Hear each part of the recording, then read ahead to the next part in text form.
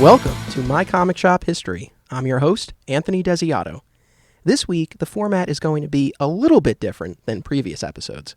A few days ago, I sat down with Jay Meisel to record My Comic Shop History. We were also joined by returning guest Doug Doescher. Jay is a retired social studies teacher who operated a comic book booth at the Portchester Flea Market for 35 years. In late 2013, the market shut down, and Jay had to close up shop and relocate his merchandise to his garage. Jay is also a fixture at Alternate Realities, where he has had lunch with the store's owner, Steve Odo, every Monday and Thursday for years. Jay was in rare form. Here's a supercut of how it went. Is that close enough? Is that close enough, Master? Okay. But again, just the normal volume is good. That's fine. Okay. I hope you leave this in. Welcome to My Comic Shop History. This I week, still don't know what a podcast is, but that's all right. Jay, welcome. Nah. Welcome Good to evening. Welcome to My Comic Shop History. Good evening to your comic shop history, too. And to my left is returning guest Doug Doescher. Why does he go twice? Because he likes me a lot.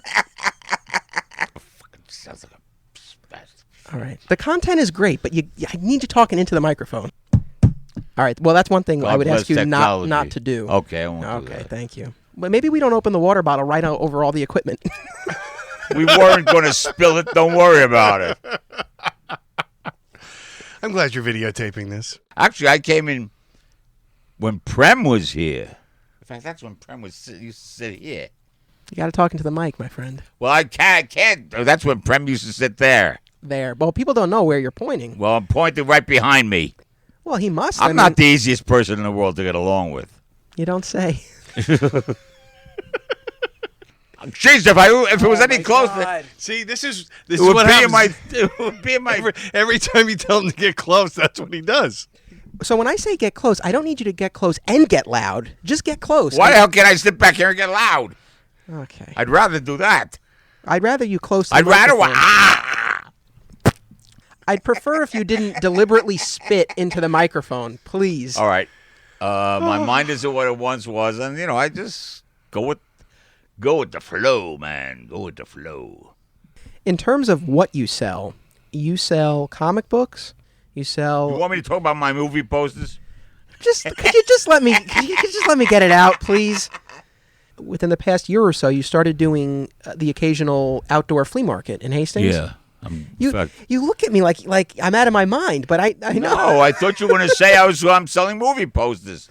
You still like being a comic retailer, huh? That's a no. I like the interaction between people. Yeah. And especially now it's fun because... Could you please talk into the microphone? Jesus Christ. Well, if I held the goddamn thing, it would be much better. You know what? You should have invested in one of those headset mics. Just put it on him, and no matter where he sits. Yeah, you right. gotta. That's true. What do you want me to do? I want you to talk into the microphone. Besides that, what do you want me to do? The internet has killed a lot of radio. But you like technology. Yeah, but the problem with Why? radio, because it makes life more convenient. So what's wrong with a little inconvenience? What the fuck is wrong with you? Really? That's a whole nother podcast. What you need convenience? Yes. Bullshit.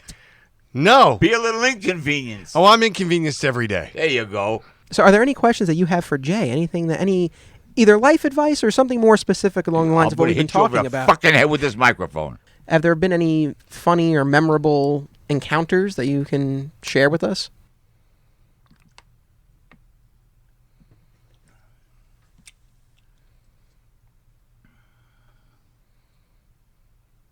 No. No. No. You once drove across the little island in the parking lot here. Probably I put my foot on the accelerator thinking I was putting my foot on the brake. That's not a good story. You're telling me.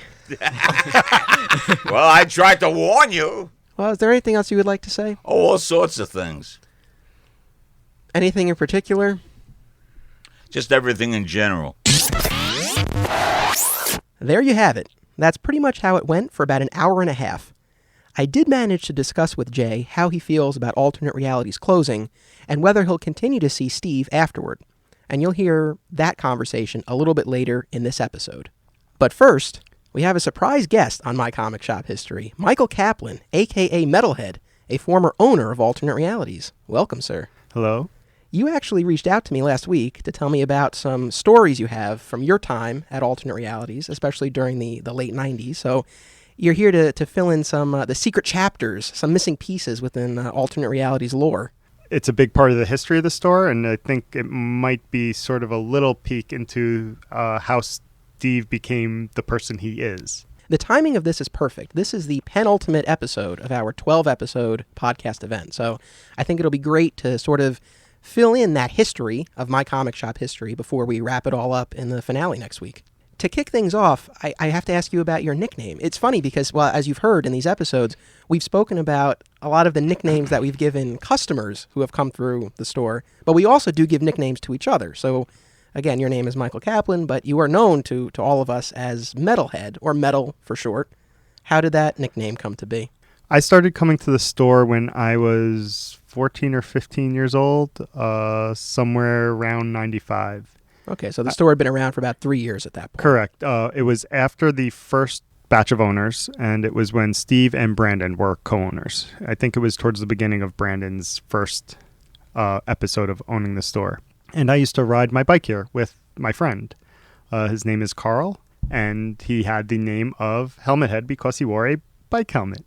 Because he was Helmet Head, metal sounds a lot like helmet. So I became Helmet Head's friend. And I know at the beginning Steve was reaching for a name and couldn't come up with it, so he said Metalhead. And the name forever stuck with one of the worst explanations of why I have the name possible. Any preference between being called Metal versus being called Metalhead? Because I feel like if it were me, I'd be much cooler with Metal than Metalhead. Am I overthinking it? Yeah. All right. It's, I'm a person with many nicknames. My first name's Michael, so I've really lived my whole life with nicknames because there's always a bunch of Michaels around. So that was your introduction to the world of Alternate Realities, and then you went from a customer to eventually an owner of the store. Correct. Well, I was actually never a customer. I guess my famous line is, I don't even like comics. And I think this really ties into the whole theme of the series, which is friendship. Yes. I came here because this is where my friends were.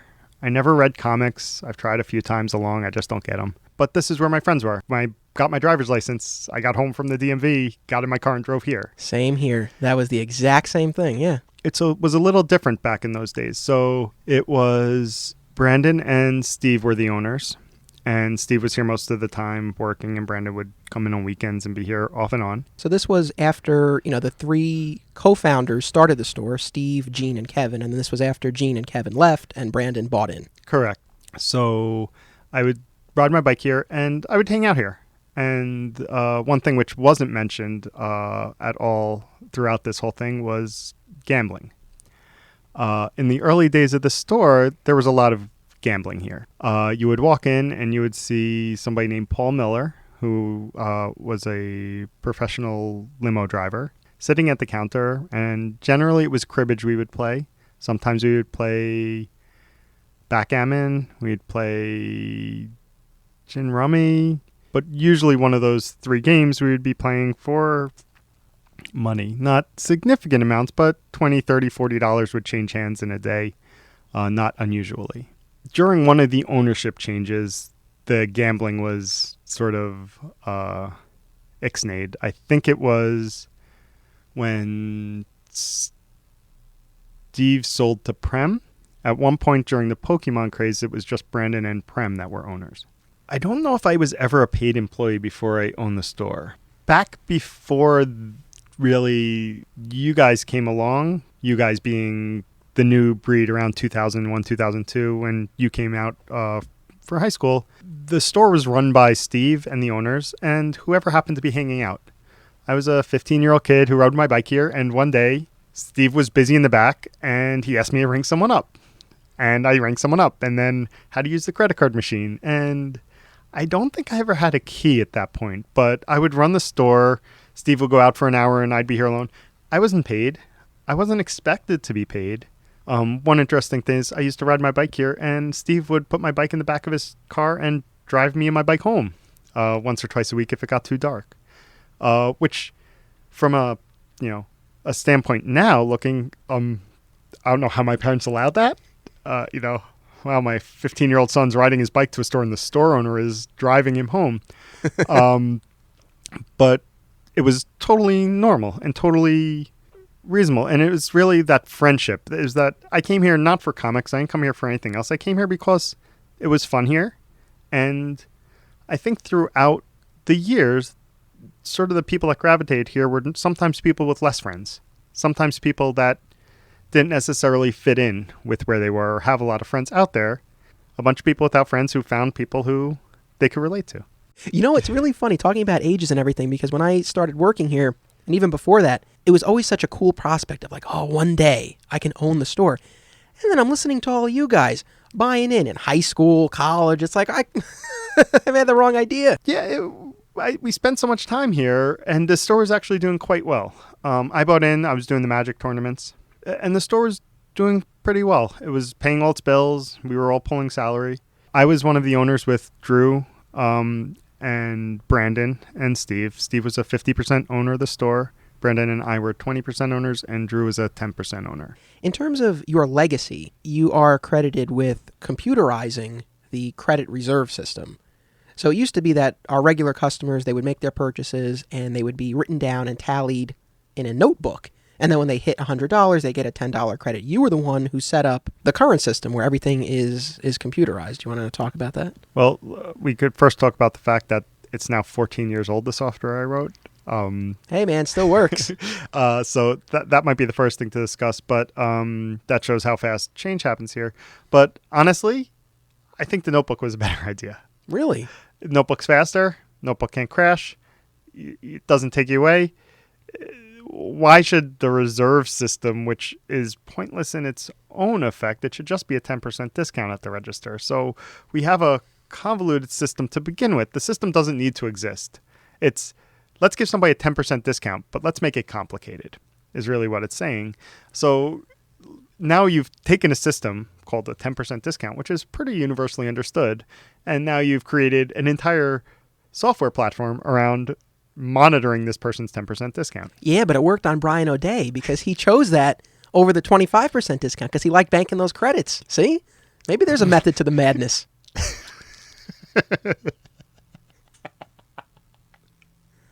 I'm going to leave that one alone. I'm going to go right past that one.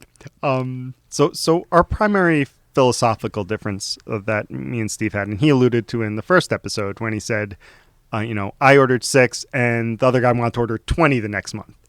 I recall it slightly differently. What would happen is, let's say we had 20 Spider-Man books. We would order 20 and sell out every week or every month. And the next month we would order 20 again. And I said, if we sell out 2 months in a row, why don't we increase it by 1 or 2? Because there could be 700 people that want to buy Spider-Man and we're selling out 20 of them. I said, you can't grow. How are you going to grow unless you have one book every month? We should have one of every book left on the shelf every month, and then we could cut it back. And then we'll know what we're truly at the max. But it was a very, very contentious thing, and it ended up into shouting matches all the time. It just became painful for all of us. And we reached a point where the 4 owners met one day in the back room, and I'm sure this is in the folklore. I don't even think I remember it happening, but I remember Bill telling the story of what happened. So Bill's at the front, and the store's full of people, apparently. And the door's closed, but the door's made of tissue paper. And what happened is just Steve yelled out at some point, "This is my life." I think it might have been a combination of, I have no fucking life, this is my life. Something along those lines. I mean, how would you, you're probably too close to it, but how would you describe yourself as a business partner? Looking back, are you like, oh man, I was really a pain in the ass, I gave Steve a hard time? Or how do you look at it? I love giving Steve a hard time.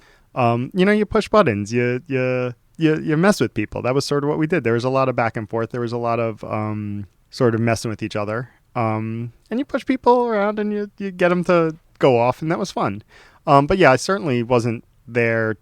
I didn't treat him with the respect of his being an elder.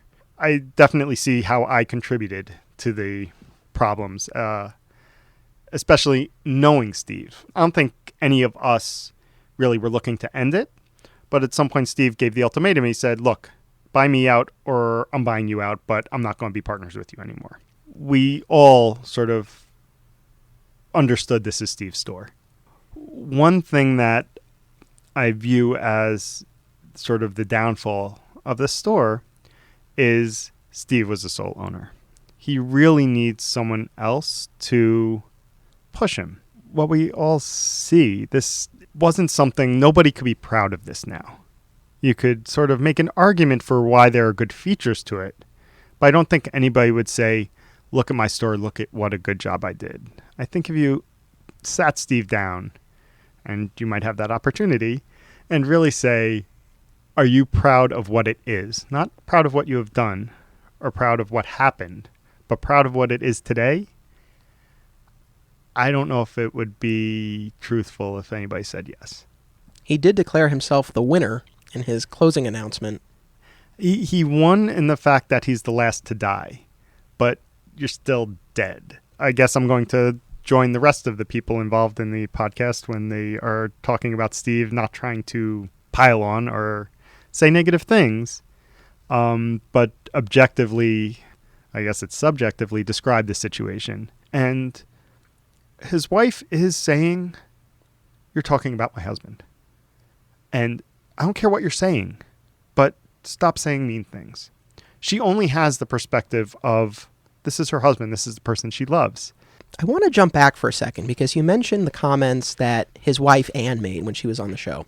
And there was one thing in particular she said that kind of stuck with me, and I would like to have you respond to it, because she said, as much as you guys bitch and moan about Steve on this podcast, if she were to say that to you, that you're bitching and moaning, I mean, how would you respond to that? Because, I mean, well, I have my own opinion, but let me ask you. So I don't think that we are attacking Steve. I think these are really, this isn't even new observations. These are frustrations we've had for so long, and you finally put a microphone in front of our face, and we're able to say it. But these aren't new observations. They aren't things that we haven't told Steve. I mean, Steve is the store. I could say, wow, the store has a lot of shit on the walls. But it's, wow, Steve put a lot of shit on the walls. It's the same sentence. Wow, the store's carpet looks like it's alive.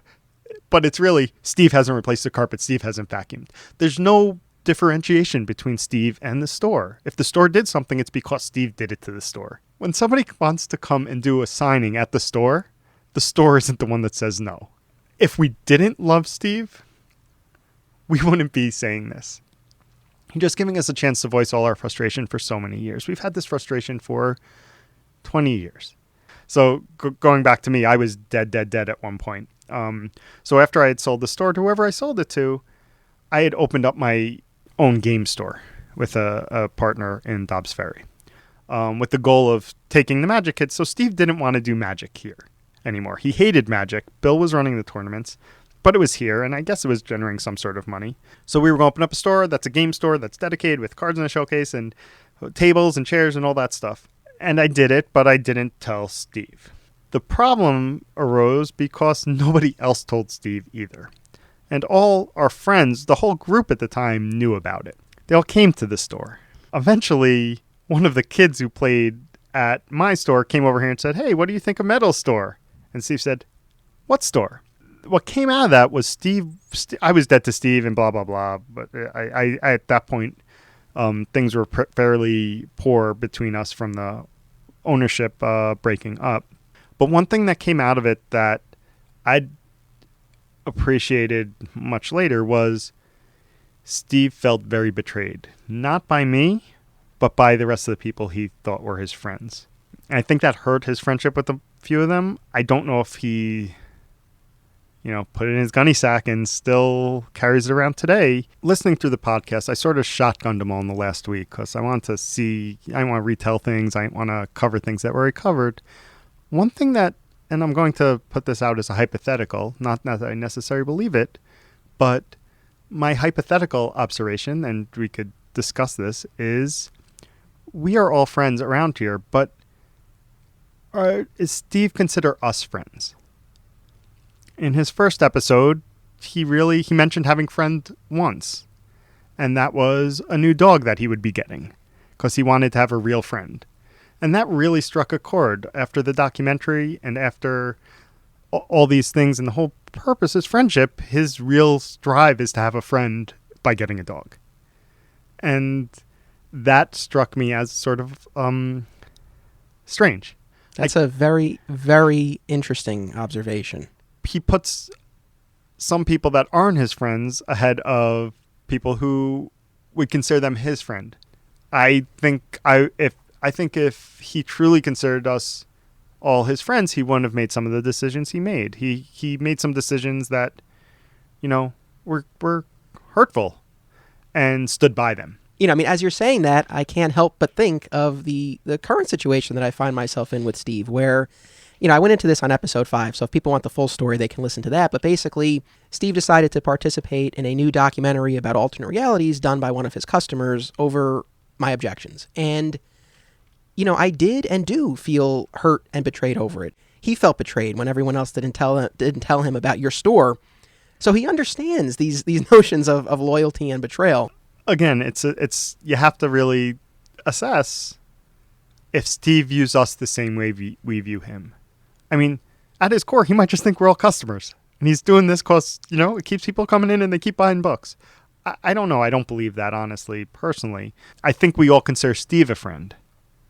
I still consider Steve a friend despite our, troubled past. I don't think we'd ever be the friends that we were before.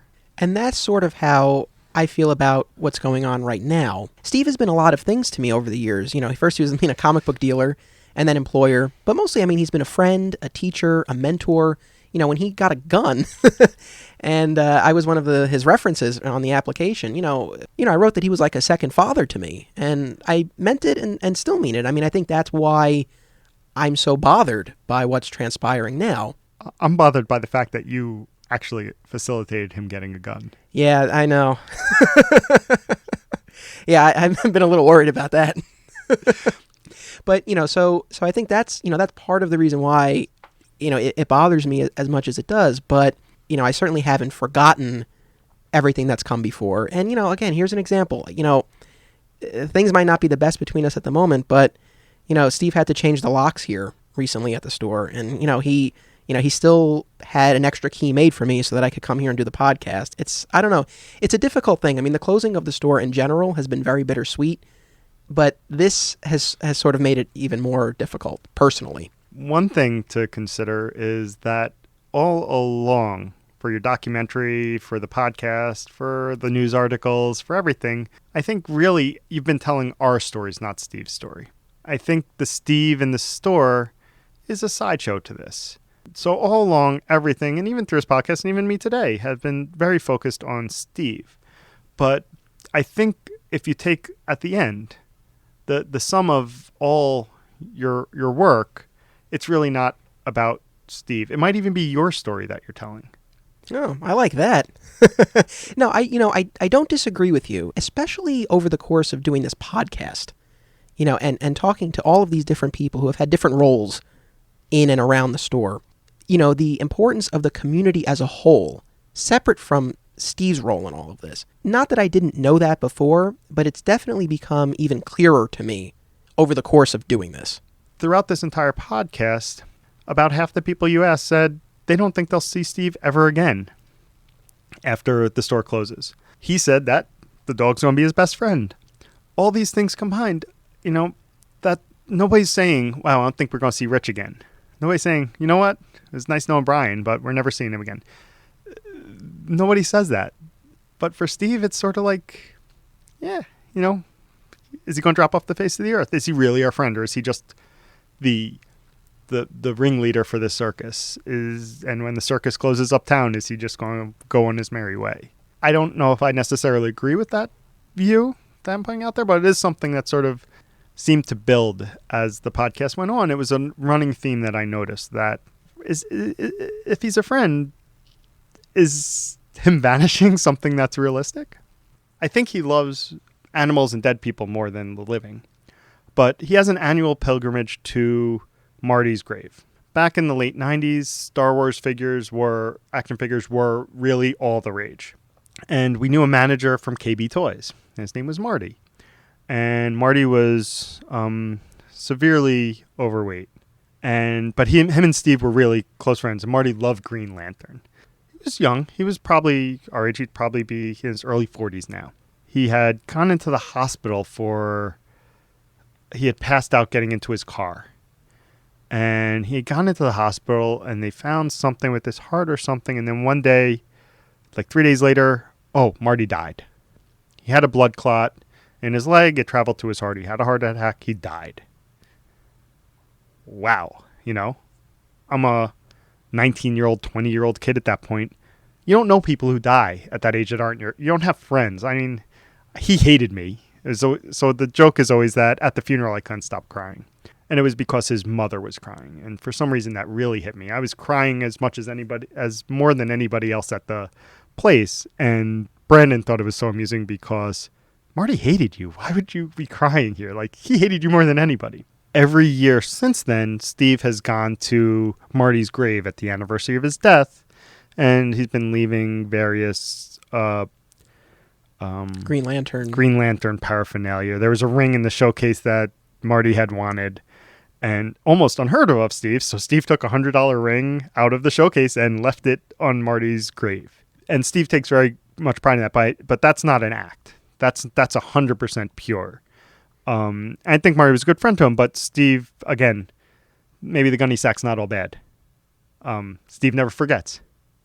I think that's an Odoism as well. But, it's been probably almost 20 years now, 15 years or so at least. And Steve still goes every year.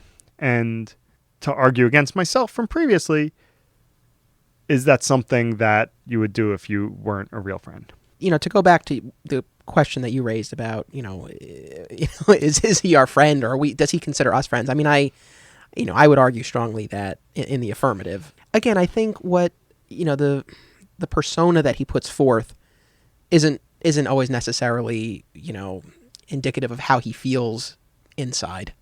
And I think, again, going by the action, the story that you just told, what he does for Marty every year, I think that shows that. I don't know why he doesn't see it sometimes. I don't know why he doesn't see how he reacts with other people, how he interacts with other people, how calling somebody, "You're dead to me," might be offensive. He has very poor insight into himself. Well, it's been great talking to you. Thank you for again, just offering your insight and shedding some light on this period of alternate realities history. Now, as promised, here's more of my conversation with Jay Meisel. Jay, you are a self-described Luddite. You do not embrace or understand much of modern technology. I'm detesting it more and more, not less and less. Hence the title of this episode of My Comic Shop History, What the is a Podcast? Why don't you just throw out dirty language? There's too much of that around. Well, I've got to cut back on that shit. Yeah, you're off to a great start. But it's true. You hear it all over television. It's the whole society is tripe. We should address the question posed in Yes, its I would title. like an answer to that. Doug, would you like to explain what a podcast is for Mr. Meisel? It's essentially a recording that you can listen to on demand. It's that simple. What's the difference between that and any other recording? Because you get it off the internet. But I don't go on the internet, so I'll never hear this either. Well, he'll make you... I detest the internet. But you see, that's what's ruined us. This fucking shit with these tablets and whatnot, and this, that, and the other thing. And every third month, they come out with something new, and it's such a fucking load of shit. And people swallow like they're busy laughing at what I'm saying, but in the meantime, I actually mean it. I think that's clear. I think people know that you mean it. And I think there are probably plenty of people who would agree with you with your assessment of modern society, the decline of manners, the lack of taste, the dependence, the over-dependence on a lot of this technology. I don't think you're alone in that. Yeah, well, I don't know where the fuck they are when I got to tell them it's time to open their mouths. When the lines form so they can be first in the store to get their new Apple. Here's what I want to ask you first. So, no interrupting now. So over the course of these past 10 episodes of My Comic Shop History, we've all been talking about alternate realities, what it has meant to us, and how we feel about the fact that it's closing. But it's interesting because we've all been talking about how it affects us. But Jay, you're actually someone who's, in a lot of ways, probably affected by this more than a lot of us, especially in terms of how much time you spend here. For years now, and I want to talk about how you came to this point, but for years now, you have been coming to alternate realities on Mondays and Thursdays, having lunch here and spending hours with the store's owner, Steve Odo. And now that is about to come to an end. So, I mean, how do you feel about everything that's going on now? Discombobulated, I guess, is a good word. Yes, discombobulated. I'm at a loss as to what I have to do on Monday, as to what I will have to do on Mondays and Thursdays. And I'm still in the process of setting some sort of activity in motion. Oh, like what? I don't know. I'm still in the process. The owner of the Spider's Web, another comic book shop in Yonkers, he made the offer to you actually when the flea market closed that you could go and hang out there. I think I will take it, but the trouble is it's a lousy trip. But I will take the advantage of the offer. You'll take him up on that? You'll hang out at the Spider's Web? At least one day. You like the pizza next door? Yes, it's excellent pizza, if I may throw in a plug for the pizza place. What's the name of the pizza place? I have no idea. I have a card in my wallet, but that's... No, I don't think I carry it around. It's ridiculous to carry around a card of a pizza place. What was your initial reaction when Steve said that when he told you that he was closing? Alongside with many other people, I didn't believe it. Why not? Number of reasons. I thought that, since he spent so much time, since obviously he cared a great deal about the store, the act of getting a good collection here, there, and everywhere, the give and take of people of, his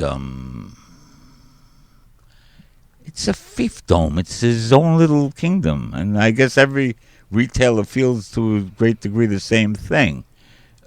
It's mine. He ran the best damn shop around here. So, he's leaving on top, put it that way. Why do you say it's the best shop around? All things being equal, it is. In what ways? He carries everything there. He lets you have lunch here? He tolerates me. That's enough right there. Well, that goes a long way. I mean, it sure as hell does. He carries. If there was ever anything you want in this what? Come on, give me a word. In this establishment. No, if there's anything you want in this line, industry. He could get it. He could either have it or he'll get it for you.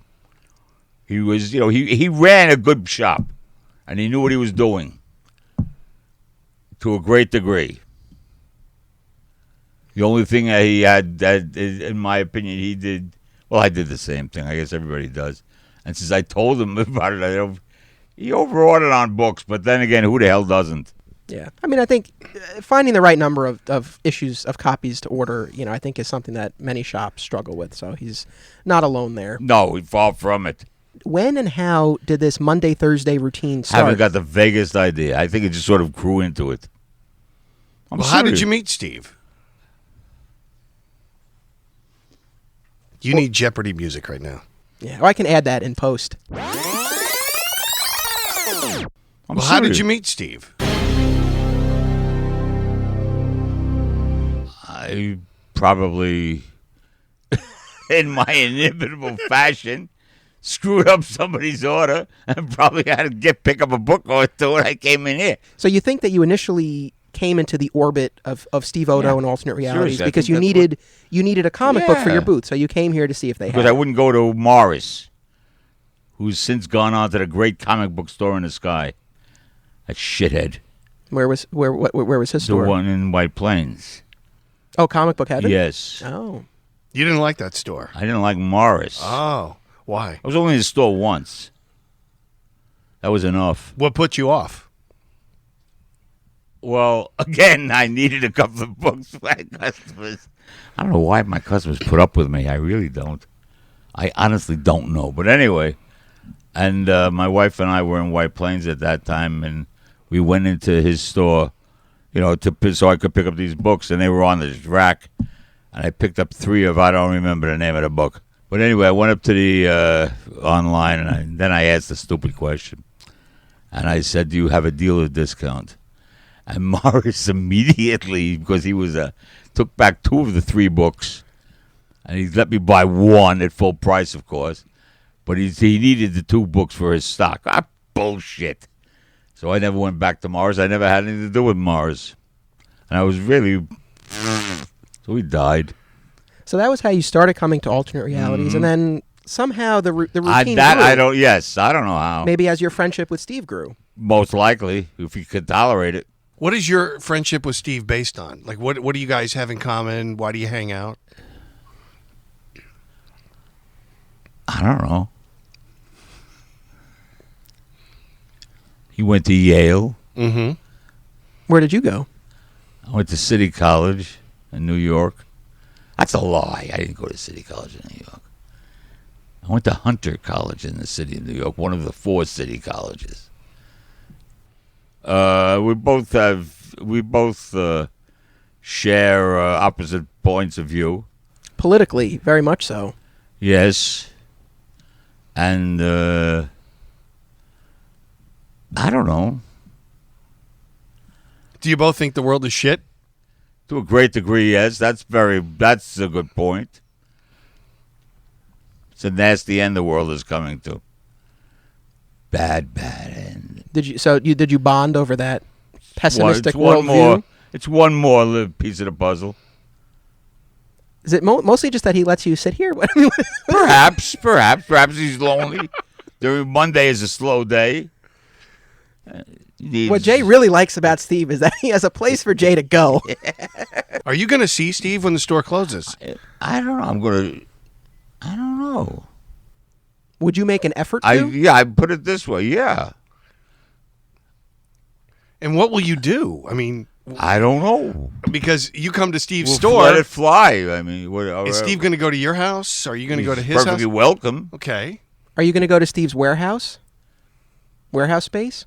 Because that's where, as I understand it, he's planning to spend a good deal of his time. Once alternate realities is no more, all of this merchandise All of this I that's know. in here. is being moved to storage spaces in a warehouse. Right. But I get lost going. I'm not kidding. I get lost going around the block. Well, how are you going to find Paul's place? Well, I know where that is. You go down that, you make a left, and that's easy. Okay. You got all that, Doug? I do. I know exactly how to find it now. It's just a left, and then you're there. You go there, and then you left. and Yonkers then, Avenue, buddy, and that's easy. So you go down there, and you see the store because it's easy to spot, and you got to go over. You're and then, there. And then boom. I'm curious what you and Steve end up doing. We're going to keep tabs on you. Has he brought this up to you at all? Why should he? Because you're friends. No, I'm just No. curious. I'm just asking. Hasn't closed yet. That's true. Yeah, but you're down to the final weeks now. Yes, I'm down to 4. 4? What's today's Not date? 4 weeks. No. No, 4 Mondays. I think you have two. Thursdays. You have 2 full Two, weeks yeah. left. Right, that's yeah. Is there anything special that you? can Are tell you going to from- bake him a cake? My mother was the baker in my family. Okay. You fairly recently went through what Steve is going through now. Certainly, a big difference was the fact that the market closed on you. You didn't have a choice. Where Steve has made his own decision to close now. However, in terms of having to say goodbye to everything, box everything up, plan the next chapter, you lived this fairly recently. So have you offered Steve any advice, any guidance? You're cute. You know that? You're really looking for me to say something. No. No, I'm not looking. I'm really just asking. In a pig's ass. No. You've not talked about No, he's doing such a fantastic job. He's doing such a bang-up job by himself. What the hell am I going to say? Okay, hey, so he hasn't asked you for any feedback? I offered to help, but we both know that's bullshit because, in all honesty, I can't lift, I can't carry, and I can't do much of anything. And I certainly can't paint. That's nice of you to offer. Yeah, I meant it, but I know goddamn well he won't take me up on it. But no, I know it was a difficult thing for you to go through, and I mean, my heart goes out to you because you're losing yet another comic book shop within a short amount of time. Yeah, I never thought of that, but you're right. So when did you? I'm sorry. I'm afraid I'm not becoming a jinx. That's the next one will be Paul. Well, you know what? Now that would catch me up short. Third time's a charm. If you Yeah. go down there and that one closes, we know it's you. Yeah, Jay, if that happens, then just stay home for now. Just have lunch at home. But you know what? I'll take that under advisement. So you're not on the internet. So when did you find out about Steve closing the store? Because we all read about it on Facebook. Clearly, you wouldn't have read it on Facebook. No, clearly I didn't read it on Facebook. Though, so the audience knows. I don't remember that either. Jay has a Facebook profile. You're on Facebook. I mean, you don't check it at all. I don't even know. I can't even find the goddamn thing. But you do have a Facebook profile. Who created it? I don't know. Like Peter Pan. That's all I want to do right now is go on the computer and go, Jay Meisel, check and see. I can't even get there myself. Every time I go on to try to see something, it says something about a password, and I change it, and it doesn't take. And hell with it, so I just click it off. So he doesn't know how he began hanging out here. No, and he doesn't know how he found out about the end of hanging out here. Look, son. He's going to reach across the table and smack me. No, I'm just I'm getting old. My mind isn't what it once was. So since the market closed, you relocated all of your merchandise to your garage. You've been doing garage sales. In terms of what you sell comic books and their related merchandise.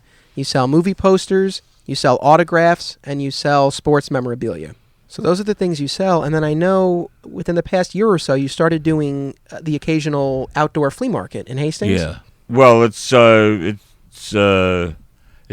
occurs the second Sunday of each month from April to October.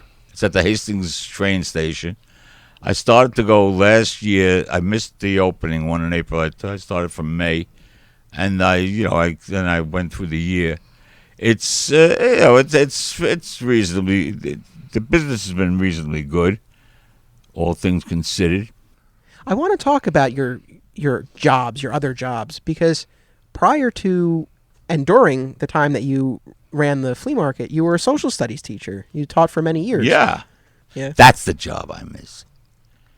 I really enjoy those kids. You could probably do something along those lines now.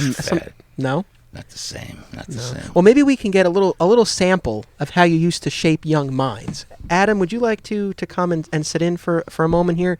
So Adam is my intern. He's been helping me out. He's filming this podcast. He filmed another podcast.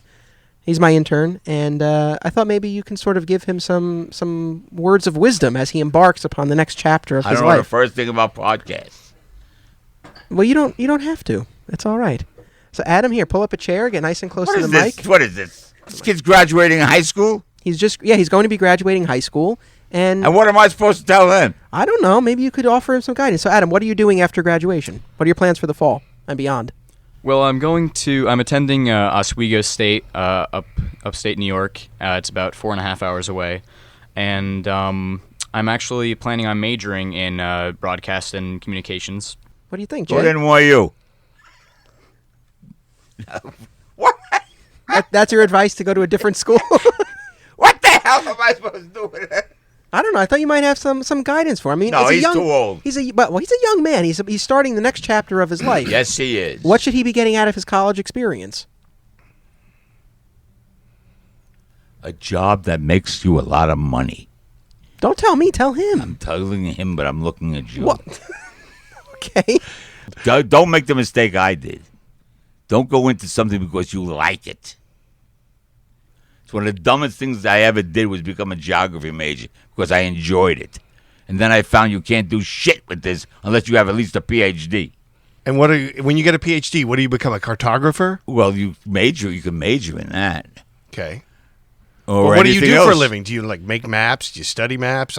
You teach, or you could go to work for like a Rand McNally or something. Okay. An atlas. Looking back, what would you have majored in if what would you, Jay, now say to young Jay then? I'd get my father to teach me the business. And what business was that? My father was a bookmaker.